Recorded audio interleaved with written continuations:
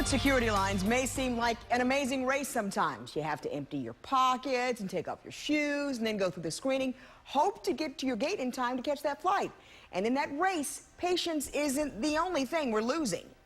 Namely, your belongings in that gray bin. You wouldn't think it's a thing, but hundreds of pounds of belongings are left behind at TSA checkpoints every month in this country, and BWI is no exception. Even if you fly every so often, you are well aware of this line and this belt that stands between you and your departure. Almost always in a rush to either make a flight or get your shoes back on.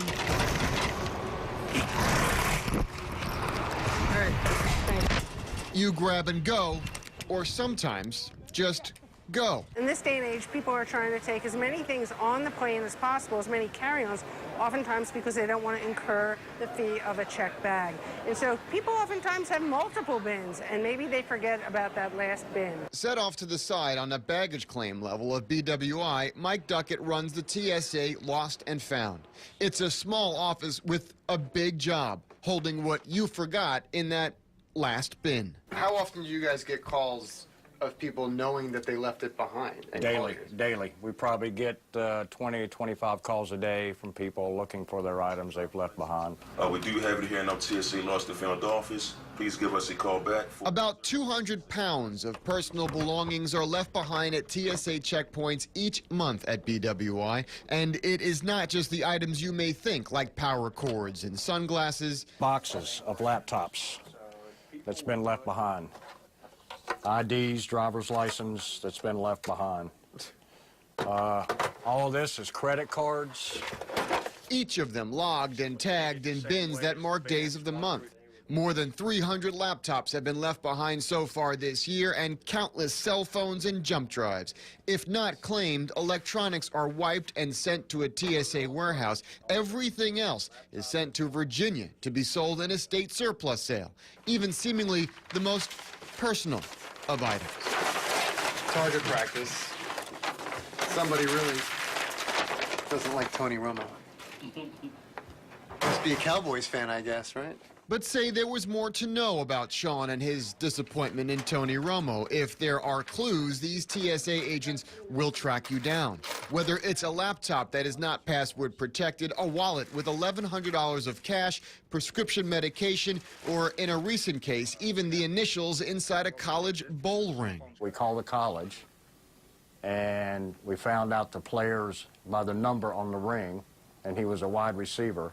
We called the college, they contacted him, and he got his ring back. So some of this is investigative work for you guys, too. Yeah. The shelf life is 30 days. If TSA can't find you or you them, it's off to the surplus sale. Common things include some of the obvious things like belts and glasses, sunglasses, prescription glasses, but some things that might be not as obvious, like your driver's license. Weirdest thing. Weirdest thing that I've heard about was a shrunken head at JFK. Seriously, you can't make that up.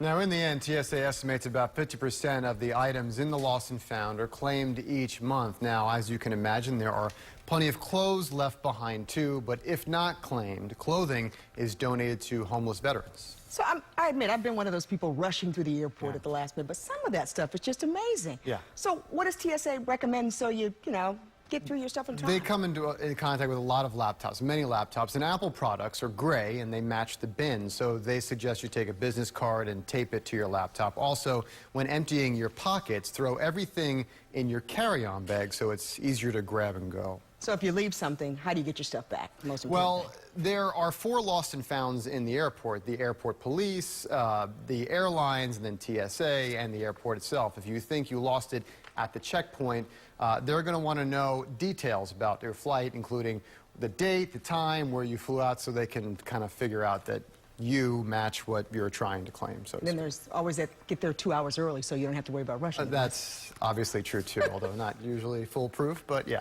All right. Thanks a lot, Brian, for that report. You know, and it's not just the keys and the computers the TSA is storing. Some of your fellow travelers we've stopped with weapons at security checkpoints. Check out some of the stuff that passengers have tried to carry on their flights at BWI. Everything from brass knuckles to knives to fake guns. Now, obviously, you can't take weapons on your flight, but passengers can put the items in their checked baggage, take them to the car, or hand them over to the TSA. The agency says it packs about 3 boxes full of weapons at BWI every week.